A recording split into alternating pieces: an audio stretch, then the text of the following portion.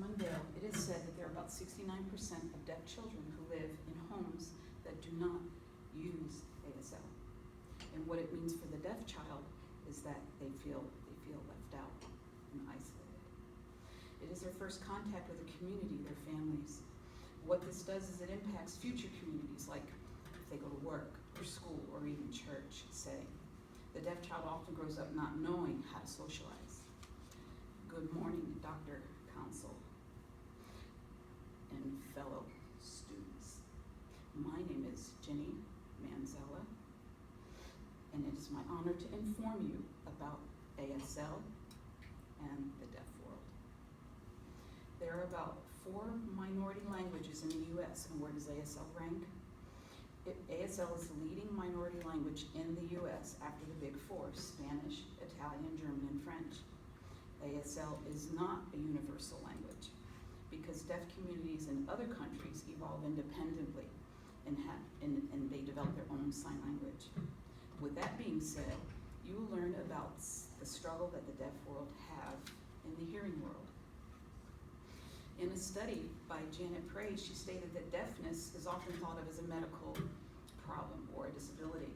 About 500,000 deaf people in the United States identify themselves as a member of this community. Deaf community takes pride in being deaf.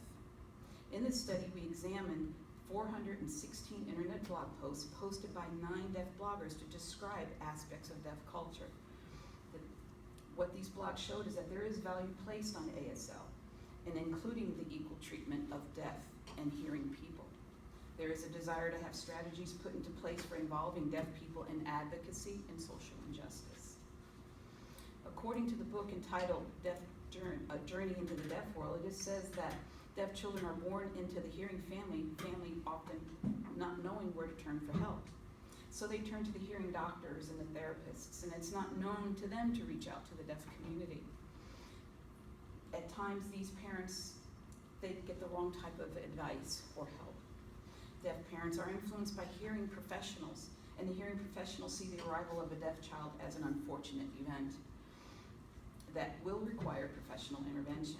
So the deaf parents try to follow the hearing professional's advice.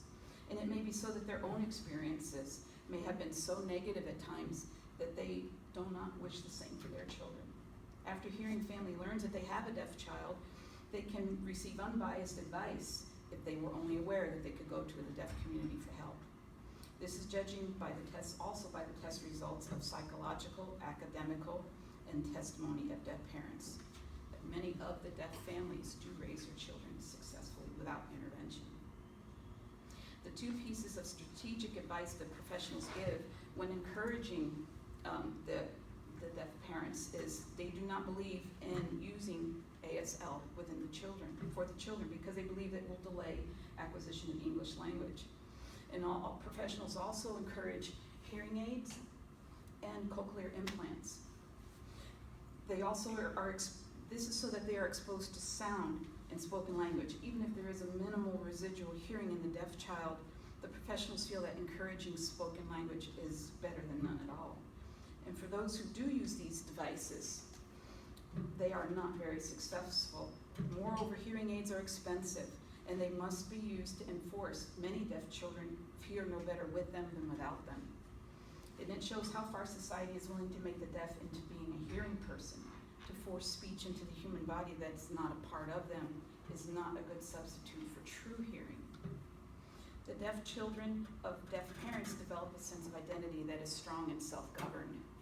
They are included in tight-knit groups, and the tight-knit groups of hearing children differ because the main idea is that while the kids are deaf, the parents are hearing.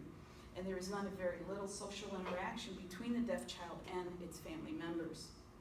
In an article from 60 Minutes, the deaf community wants the children to speak sign language only and not be forced to speak like those in the hearing world.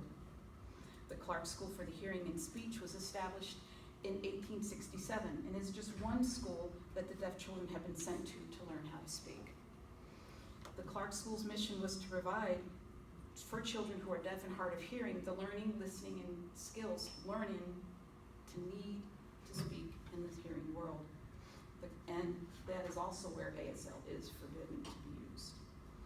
I would like to leave you in closing with some things to remember about deaf world. Hearing aids and cochlear implants might help a few deaf and hearing people. But again, they prefer to use ASL because it is their natural language.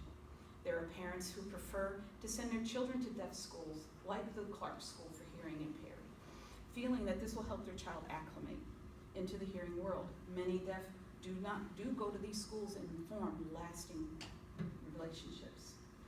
The important thing I want to leave you with is that being deaf is not a disability. Being deaf and using ASL is as normal as you or me hearing and speaking English. Thank you, Dr. Council, and my